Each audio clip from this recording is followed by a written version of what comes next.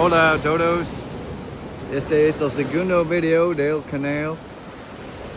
Hoy estamos en el lugar muy precioso.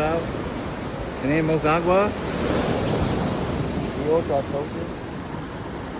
Pues primero hoy una persona me dijiste de Estados Unidos, yo tengo un papel y mi nombre es Pierce Ohana. ¿De dónde significa Ohana? ¿Qué significa Ohana?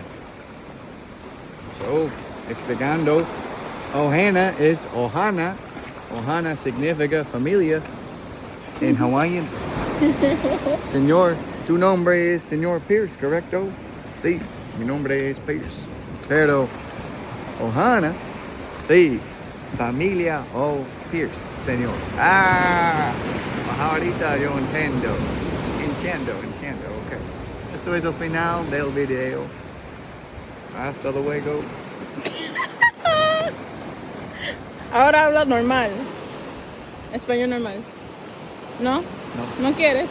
No. ¿Por qué no quieres?